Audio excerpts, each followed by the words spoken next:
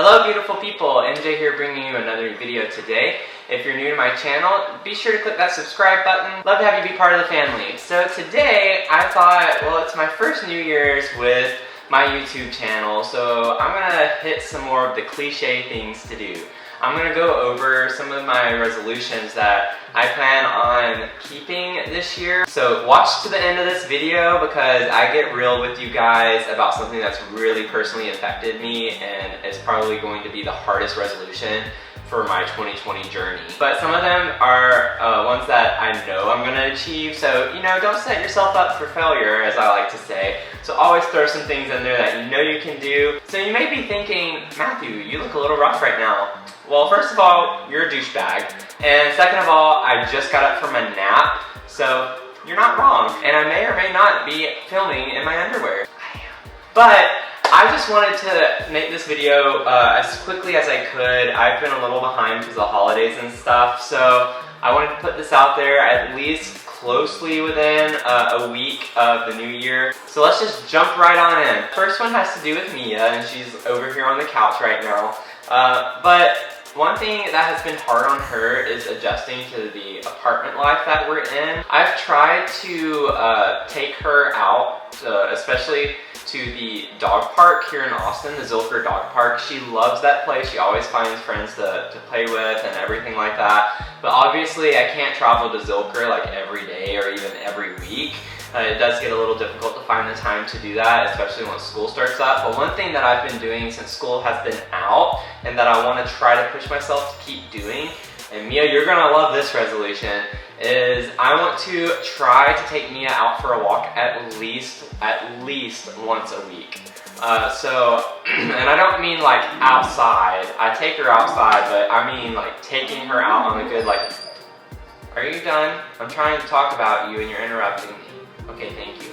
So I'm talking about like a good 30-minute to an hour long walk. I know that it breaks my heart every time that I come home from home, like back in Tennessee, because she loves having the backyard and everything, and then once she gets here, she is depressed. Like, I can tell she's so depressed, and I try my best to do everything I can, but I think giving her that time every week is absolutely essential, not just to go to the bathroom, but to actually go on a really nice walk. So that's my first resolution, and it regards my pet, of course.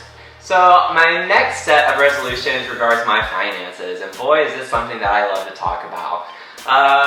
Yeah, so I have some big goals for myself this year regarding my finances. My resolution for 2020 is to get my car paid off. So I got this car back in 2017. I drive a Mazda 3, and it's a hatchback. And I had switched cars a lot when I was in Albuquerque. I at first had gotten a Mazda 3, just like a sedan, a 6-speed, and then I ended up trading that in shortly after because I was doing really well financially and got one of the brand new Mazda Miatas, and that was one of my favorite cars. I've always wanted a sports car, and it was a 6-speed, and I loved that thing to death. It was my first convertible. It was a lot of firsts for me. I eventually ended up trading that in for the car that I have now. And so like all of that took place in like 2 years. So I went through like 3 different cars in 2 years. And as you can imagine, especially with a sports car, I kind of went upside down on my loan. So I owed a lot more on the car I have right now than it was worth.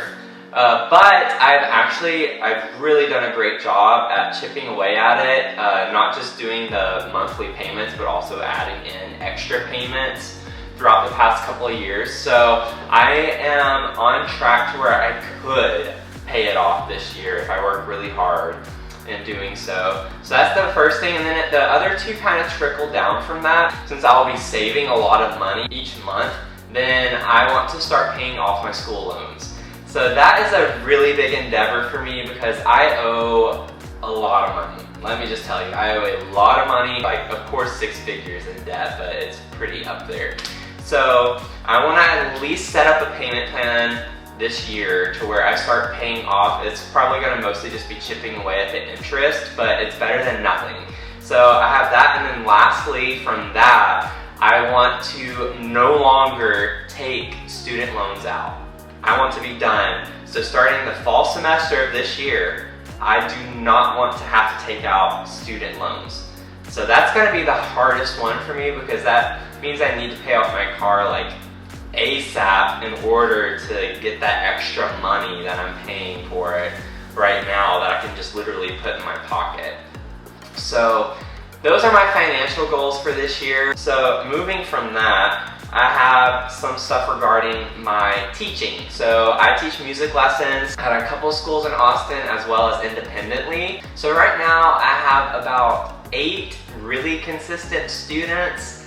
If I brought in the ones that kind of do lessons ad libitum, it'd be a little higher, but I just want to focus on consistent students. So I have 8 students that I teach weekly, and I want to get that number up to 13. That's going to be a lot harder than it sounds. I know a lot of you are like, oh, that's just 5 people, but to find consistent students is pretty difficult to have. So I'm hoping, especially whenever you have people graduating. So I have 2 students right now that are seniors in high school, and they're going to be potentially moving on. They might not, they're not sure yet. So I could potentially teach them even after they graduate. And so I'm kind of thinking, I'm going to have a net, loss of 2 students. So I got to make up for that as well. So it's really 7 people that I would need to add on. And that's, if you think about it, like pretty much doubling what I have right now, if you put it in those terms. So that's going to be a really, really tough one. And so I'm hoping that I can get 13 consistent students. I have another one right now that might be adding on, so it would be 9 students, but she kind of sounds like she would end up doing them here and there. Like I said, I have some that just do lessons when they want lessons. I have a few students like that, and I have one that comes over the summers only because she's out of town. So I have a lot of interesting schedules with some students, but as far as weekly students goes, I want 13 of those. And I think that would be amazing if I could achieve that in 2020. Stemming from that, being a teacher, one thing that has really changed a lot, if you guys don't know, if you're new to my channel, I just completed a master's in music back in 2018. So I'm currently working on a master's of science right now in nutritional sciences. So I am definitely not playing as much as I used to. And so I had started a community group back last year. I absolutely loved it. They played really great music, and music that I even played in grad school they were playing, and they were doing a really nice job with it. There are a lot of talented groups here in Austin. The sad thing is that I can't be in it anymore because of my schedule for this next semester. I have class during their rehearsal time. So it's unfortunate, but I'm going to try to stick through. I'm going to keep an eye out for upcoming auditions for their community orchestras and things like that. So hopefully, but one of my resolutions is I'm going to practice at least 3 hours a week. And you guys, that's kind of sad. Like if you think about it, whenever I was in grad school practicing and playing like well over 20 hours a week. And now it's like I'm struggling to just practice a few hours a week. And a part of that is because I'm not performing as much, which is nice, but also it just doesn't keep me playing as much. So I just want to be able to keep my skills up. That way if an audition does open up near me, I can work on the rep and just go knock it out of the park the best I can. So that's another resolution for me as far as my music stuff goes. I want to now focus on my school stuff. So this is stuff that I'm confident is going to happen. So you always got to throw those resolutions in there that you feel like are definitely not going to be difficult to do. So it makes you feel a little bit better about the ones that you might not achieve. But one of them is to graduate on time.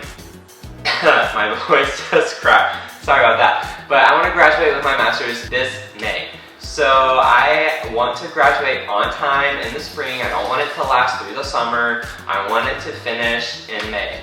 And from that, I want to start the PhD program this year. So this fall, I would be looking at being admitted into the PhD program at UT. So I'm not moving schools, nothing like that, but I want to continue on with my PhD. So those are two that I'm confident are going to happen. So I'm not too concerned about those. But now I'm going to kind of venture off into, well, my adventures. So I always like to set some type of resolution to have a new experience that I've not had before. I love to travel. I don't get to do it as often because of my school schedule, but I really do enjoy traveling. And I want to go to New York City this year. I don't care when or how, but I want to go to New York City. I've been overseas a few times, like I've gone to a lot of places in the US, but for some reason I have still never been to New York City, and I don't know why. It just didn't happen. Last year, over spring break, I was debating Los Angeles or New York City, and I was like, well, I want to be at the beach for spring break. Because I've never done that, actually, to be cliche like that. I've never been at the beach on spring break. So I was like, I'm gonna go to LA. Absolutely don't regret that decision at all. The weather was still really cold up in New York, and I was like, this is not gonna feel like spring break, and I want it to feel like spring break. But this year, who knows, I might go to New York City over spring break. So that is like kind of one of my resolutions that's more fun in doing. But again, keep in mind my financial resolutions, so we'll see if it works. So next on my list is regarding my YouTube channel. So as you know or may not know, I just started YouTube back at the end of August in 2019. So I am still fairly new to YouTube a little bit, and I really want to challenge myself to get out there a little bit more. And I've been asking some of my friends to get in on my videos, and they're like, oh yeah, but whenever I ask them, I don't like hear from them. So it's kind of like, I don't know if they're nervous about it or if they don't want to do it at all or what, but I really want to get more people in on my videos this next year. So that's one thing that I'm really trying to do, and that's what I did in my Christmas video. If you haven't seen that, go check that out. I got a lot of my family in on that video. So let's talk about numbers a little bit, since that's what YouTube emphasizes. So I would love to have, by the end of 2020, 1,000 subscribers. I'm a little nervous to say that, I'm not gonna lie. I'm a little hesitant. I know for like a lot of people that might not sound like a lot. Right now though, I've been hovering around the same number of subscribers, so it kind of took off from one of my videos and then it just plateaued. So like I'll lose 1 or 2 subscribers here and there, but then I gain a couple. So I'm hanging around this like 390 number, and I've been there for a while, and so it's kind of like disappointing to have taken off like that and then you just see nothing.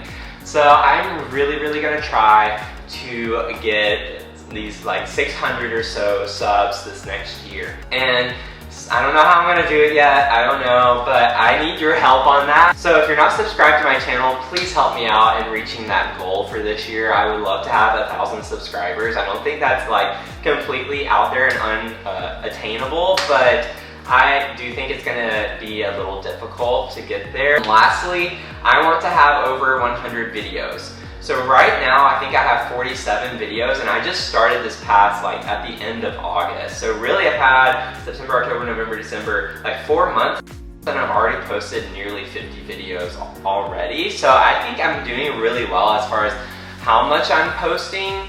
So if I can just keep that up, I'm gonna be fine with that. Okay, so my last resolution for 2020 is a little more on the personal side.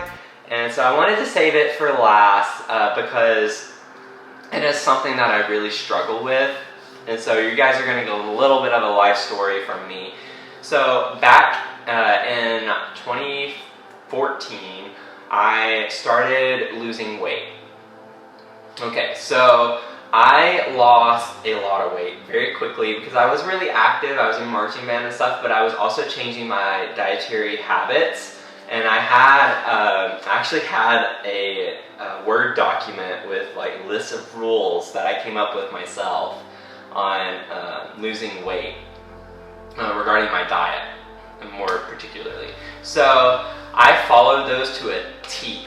Well, I lost too much weight because I got so addicted to like how it made me feel. It made me feel better about myself. I gained more confidence than I've ever had in my appearance before. So I didn't want to lose that. So I had really gripped on that and held onto it as much as I could.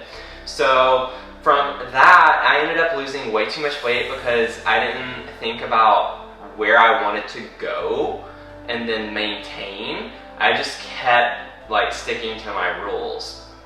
So I ended up losing like about 65 pounds in the span of like 4 months. And then I realized when I weighed 104 pounds that something needs to change. My mouth dropped when I saw that. So I was like, okay, I gotta put muscle on. How am I gonna do this and all this? So that's whenever I started going to the gym more. And I still to this day go to the gym a lot. And I love to lift weights. So that became a part of my life, and that's actually a big factor in why I'm studying nutritional sciences now. So it ended up being something that really developed my career path for me. So I'm thankful for that. But in doing so, whenever I got that skinny and became like super confident in myself, like it was hard. It wasn't hard to like gain the toned muscle and all of that, the lean muscle mass and everything. I was really enjoying it. But over the years, I've tried to push myself to gain more and more muscle, and with that does come fat. Like you have to eat more, and you aren't gonna always keep the fat off, so some of it comes back. Well, I have body dysmorphia now because it's just, I don't like the way I look anymore, but I feel better than I did whenever I was really skinny. So I feel much better, I feel healthier. And that's what motivates me and pushes me to do what I do now, because I'm focused more on the health side as opposed to looks. Just because you look good does not mean you're healthy. Just throwing that out there. Health does not equal weight. It just doesn't. Long story short, it's just really been hard to see me put weight back on, because I feel like I lose my confidence, and a lot of that has to do with social things I've been through as well over the past couple of years, and being with people, like relationship-wise, being with people who didn't make me feel like I looked good. So I kid you not, 2019, I could probably count on my hands how many times I looked at myself in the mirror without a shirt on. Which you guys are probably like, what? And I'm like, yeah, I'm dead serious. I always have to put a shirt on whenever I go to get ready, do my hair and everything. I literally stare at my hair or whatever I'm working on. I do not look at my body. And so for 2020, this is gonna be one of the hardest things, and it might not sound that hard for you guys or to you guys, but it's gonna be really hard for me. I'm gonna try to force myself to look at myself in the mirror once a week, at least once a week. And I really want 2020 to be focused on self-love. So I'm gonna try to just be happy with myself. And like, I'm no means saying that I'm overweight or anything like that. Like, I know I'm in the normal weight category, the healthy weight category, but I've always, just like I said, focused on, you know, the nutritional benefits. Like, I know I'm eating healthy, I know I'm giving my body what it needs, I'm not depriving it of anything, and that makes me feel good, and that's what keeps me going every day. Even though I might not like the way I look, but I love the way I feel, and I love the fact that I am taking care of my body. So I still go to the gym, I do cardio, I do lifting weights, I do lifting weights. I lift weights. Anyway, so that is one goal, and that's like an overarching theme for me this year, is to practice self-love, because I am just so self-deprecating, and I'm trying to get out of being that way. That's how I'm gonna close this video. That's one of my goals. I want to try to look at myself in the mirror without a shirt once a week, which sounds ridiculous, but I promise you that's going to be probably the hardest one out of everything I've told you today. So yeah, drop some comments below. Do any of you have similar resolutions as mine? Do you like to travel and you are trying to force yourself to go somewhere new, just to like check it off your list or whatever you're doing? I know I thought about skydiving. I'd love to do that, but I might save that for next year. Not sure yet. But you don't need resolutions, obviously, to do these things. It's just, I think it's fun to have resolutions. I'm not like very strict on like, you have to do this, you have to do this. I just think it kind of keeps me motivated and pushing forward to achieve things that I normally probably wouldn't. You know, so if I don't achieve them, it's kind of like, okay, that's fine. I'm not gonna be hard on myself, but at least I try. And I feel like that's the most important thing, is to just try. So drop some comments below, let me know what some of your resolutions are. Also, if any of you out there are dealing with body dysmorphia, I completely understand what it's like to, you know, just not like the way your body looks. And, you know, just, you never know what people are going through. You know, just because you think they look good doesn't always mean that they think that. And ultimately, what matters is what they think. It's just like with me. I could have a ton of people say, oh, you look good, Matthew, what are you talking about?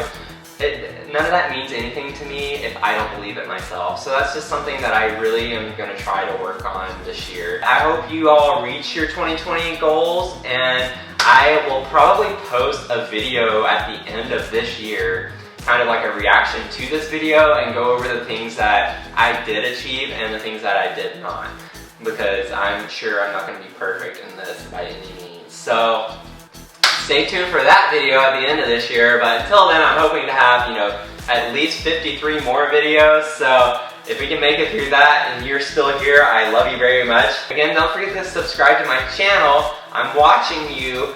Please, please, please click that subscribe button. Also, don't forget to like this video. And I really, really hope that you all achieve whatever you set out to achieve. And I will talk to you soon, okay? Bye.